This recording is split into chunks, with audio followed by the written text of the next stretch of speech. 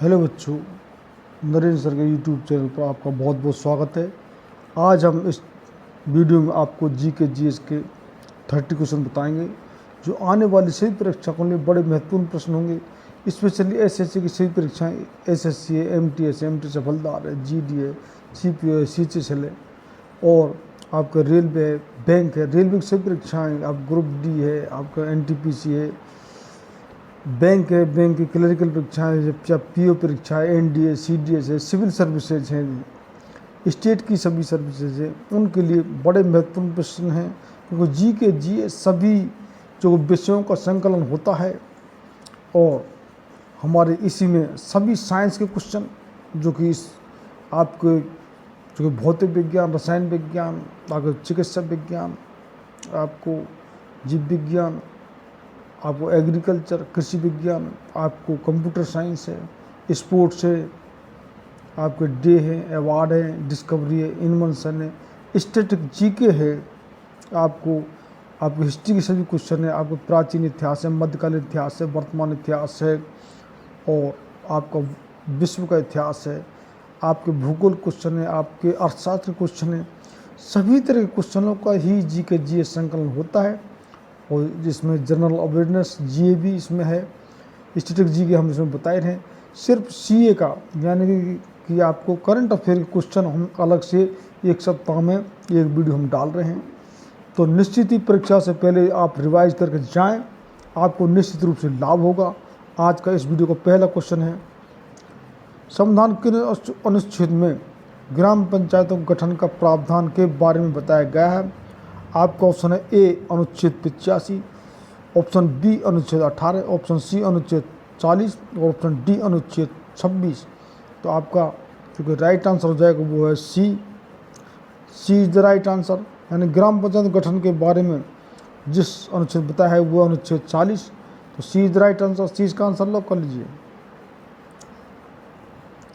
Next question है, संविधान किस अनुच्छेद में समान नागरिक संहिता यूसीसी लागू करने के प्रावधान के बारे में बताया गया है। आपका ऑप्शन है ए अनुच्छेद 66, बी अनुच्छेद 44 और सी अनुच्छेद 28 और डी अनुच्छेद 56। तो आपका राइट आंसर हो जाएगा वो होगा बी। जब समान नागरिक संहिता अब एक बीजेपी सरकार पर यही एक काम रह गया है। धारा 370 हटा दिए और कई मुद्दे हल कर दिए। अब समान नागरिक संहिता जो कई स्टेट में तो उसकी प्रक्रिया चालू हो गई है। तो ये जो अनुच्छेद 44 में इसका प्रावधान है। तो B is the right answer, 20 का आंसर लॉक कर लीजिए। नेक्स्ट क्वेश्चन है, संविधान के किस अनुच्छेद में कार्यपालिका और न्यायपालिका के कार्य विभाजन के बारे में बताया गया है। आपका ऑप्शन है अनुच्छेद 18, ऑप्शन बी अनुच्छेद 59 और ऑप्शन सी अनुच्छेद 65 और डी अनुच्छेद 50। तो आपका राइट आंसर हो जाएगा वो होगा D is the right answer. यानी कि जो कार्यपालिका और न्यायपालिका के विभाजन के बारे में जिसमें बताया गया संविधान में वो है अनुच्छेद 50। तो D is the right answer, D का आंसर लॉक कर लीजिए। नेक्स्ट क्वेश्चन है, मैंग्रोव वन सर्वाधिक कहाँ पाए जाते हैं। आपका ऑप्शन है ए बिहार, बी राजस्थान, सी हरियाणा और डी पश्चिम बंगाल। तो आपका जो राइट आंसर हो जाएगा वो होगा D is the right answer. यानी कि जो मैंग्रोव वन सर्वाधिक जो पाए जाते हैं वो क्षेत्र है पश्चिम बंगाल। तो D is the right answer, इसका डी आंसर लॉक कर लीजिए। नेक्स्ट क्वेश्चन है, इस्लाम धर्म के संस्थापक कौन थे। आपका ऑप्शन है ए हजरत मोहम्मद पैगंबर मोहम्मद, ऑप्शन बी गौतम बुद्ध और सी ऋषभदेव और डी इनमें से कोई नहीं। तो आपका जो कि राइट आंसर हो जाएगा वो होगा ए, यानी कि इस्लाम धर्म के जो संस्थापक हैं वो हैं हजरत पैगंबर मोहम्मद। इसी प्रकार बौद्ध धर्म के जो कि संस्थापक वो है महात्मा बुद्ध। जैन धर्म के जो कि संस्थापक है वो है महावीर स्वामी। इसी तरह सिख धर्म के जो संस्थापक हैं वो हैं गुरु नानक। और इसी तरीके से जो हमारे ईसाई धर्म के संस्थापक है वो है ईसा मसीह। तो ये अलग अलग धर्म के संस्थापक हैं। तो ए इज द राइट आंसर, ए इसका आंसर लॉक कर लीजिए। नेक्स्ट क्वेश्चन है,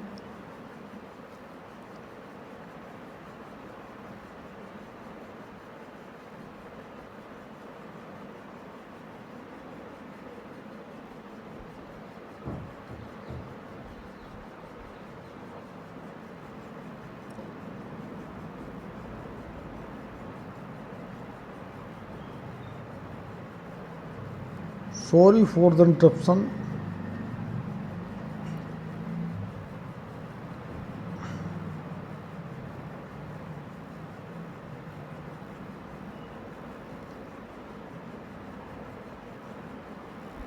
और हमारे जो ये यूसीसी के बारे में जो हमने बताया था, तो कितने कितने लोगों को तो समाज नागरिक संहिता के बारे में ही पूरा मालूम नहीं कि यूसीसी क्या है। तो ये तो समाज नागरिक संहिता है कि अलग अलग धर्मों के हिसाब से जो कि हमारे जो नियम कानून अलग अलग बने हैं, हिंदू धर्म के लिए अलग हैं तो इस्लाम धर्म के लिए अलग हैं।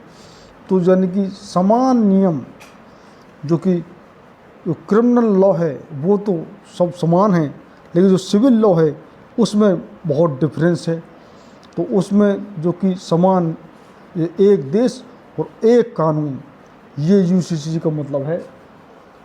तो हमारा इसका जो कि हमारा नेक्स्ट थोड़ा सा हमारा डिस्टर्ब हो गया, sorry for the interruption. Next question है, बदरुद्दीन डागर का संबंध किस वाद्य यंत्र से है? आपका ऑप्शन है ए गिटार, बी सितार, सी वीणा और डी पियानो। तो आपका जो कि राइट आंसर हो जाएगा वो होगा सी इज़ द राइट आंसर, वीणा। तो सी इसका आंसर लॉक कर लीजिए। नेक्स्ट क्वेश्चन है, विश्व कुमार शर्मा का संबंध किस वाद्य यंत्र से है? आपका ऑप्शन है ए ढोलक, बी बांसुरी, सी संतूर और डी सारंगी। तो आपका राइट आंसर हो जाएगा वो होगा सी इज़ द राइट आंसर, यानी शिव कुमार जो शर्मा का जो संबंध है वो सतूर वाद्य यंत्र से। तो सी इज़ द राइट आंसर, सी इसका आंसर लॉक कर लीजिए। नेक्स्ट क्वेश्चन है, भारत की 2011 की जनगणना के अनुसार खाली गए उससे अधिक आयु के व्यक्ति जो किसी भी भाषा में समझ के साथ पढ़ और लिख सकता है को साक्षर माना जाएगा। आपको क्वेश्चन है ए 6, बी 4 और सी 7 और डी 5। तो आपका राइट आंसर हो जाएगा वो होगा सी, तो वो है 7। तो सी इज़ द राइट आंसर, तो सी इसका आंसर लॉक कर लीजिए। नेक्स्ट क्वेश्चन है, 2021 की जनगणना कितनी भाषाओं में होगी? आपको ऑप्शन है ए 17, बी 12, सी 16 और डी 14। तो आपका राइट आंसर हो जाएगा वो होगा सी, यानी कि 2021 की जो जनगणना, अभी ये जनगणना हुई नहीं है, ये पेंडिंग पड़ी है। 2011 की जनगणना हुई है। तो ये जो पॉपुलेशन सेंसस है ये कि 16 भाषाओं में होगी 2021 की। तो सी इज़ द राइट आंसर, सी इसका आंसर लॉक कर लीजिए। नेक्स्ट क्वेश्चन है, किस पंचवर्षीय योजना के अंतर्गत 5 भारतीय प्रौद्योगिकी संस्थान स्थापित किए गए? आपको ऑप्शन है ए दूसरी, बी तीसरी, सी पहली और डी चौथी।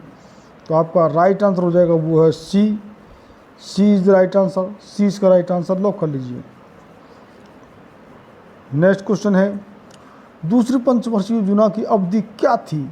आपको ऑप्शन है ए 1956 से 61, दूसरी 1950 से 1955 और तीसरी 1961 से 1960। और जो कि आपका तो दूसरी पंचवर्षीय योजना की आपको अवधि बतानी है। तो ये डी है 1961 से 66। तो आपको राइट आंसर हो जाएगा वो होगा ए, यानी कि जो दूसरी पंचवर्षीय योजना 1956 से और 1961 तक।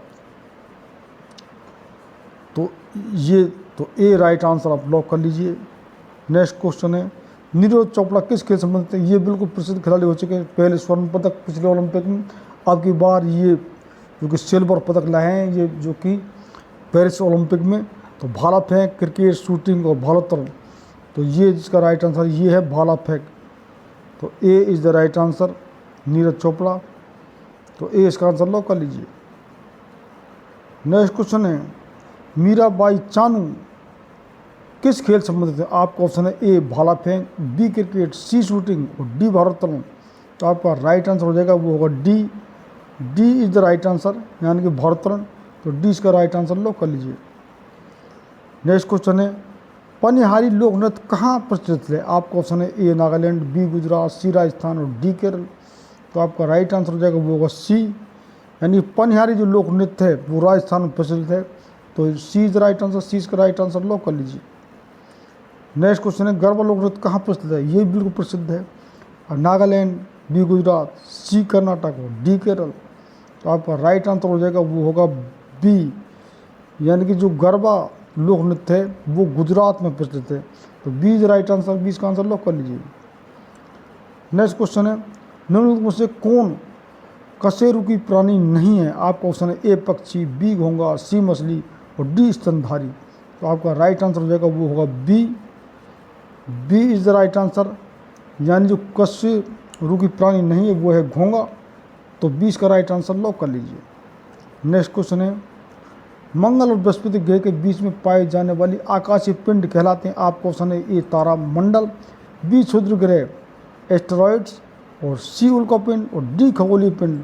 तो आपका राइट आंसर हो जाएगा वो होगा D, D is the right answer, यानी मंगल और बृहस्पति ग्रह के बीच पाए जाने वाले आकाशीय जो पिंड कहलाते हैं वो है खगोलीय पिंड।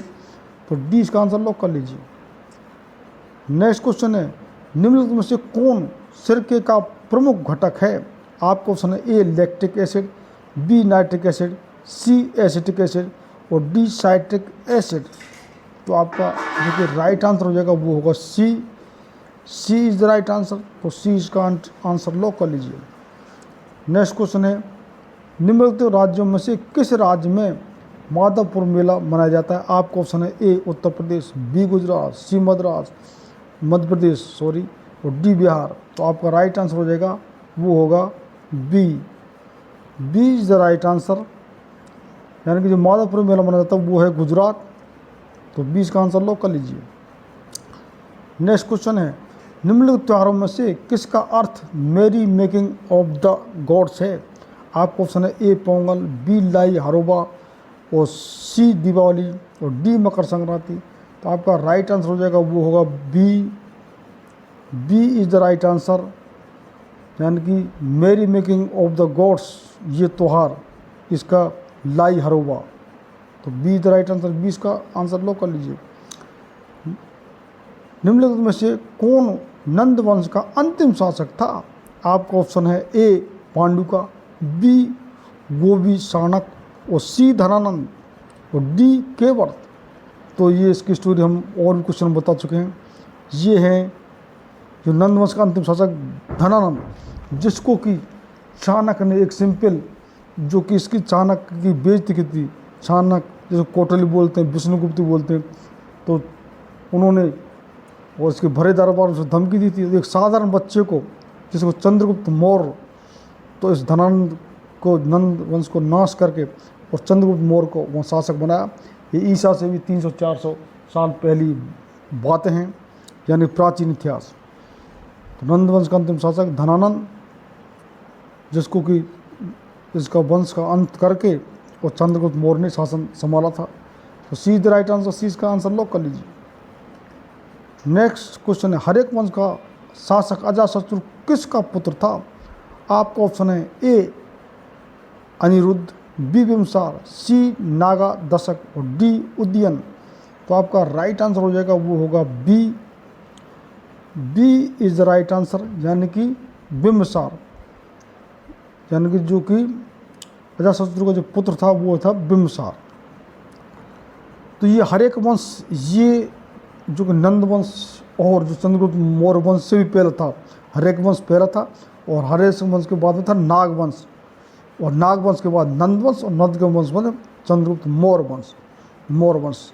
इस तरीके से प्राचीन इतिहास का एक सीरियल है। तो 20 राइट आंसर, 20 का आंसर लॉक कर लीजिए।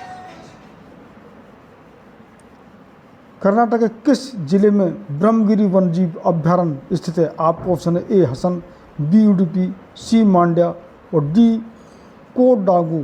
तो आपका राइट आंसर हो जाएगा वो होगा D, D is the right answer, D इसका आंसर लॉक कर लीजिए। नेक्स्ट क्वेश्चन है, निम्न से किसे पहले द लेडी विलिंगडन पार्क के रूप में जाना जाता था? आपका ऑप्शन है A Lodi Garden, B Deer Park को, सी मुगल गार्डन को और डी बुद्ध जयंती पार्क। तो आपका राइट आंसर हो जाएगा वो होगा ए, यानी कि द लेडी विलियम जो पार्क के रूप में जाना था वो है लोधी गार्डन। तो ए राइट आंसर लॉक कर लीजिए। नेक्स्ट क्वेश्चन है,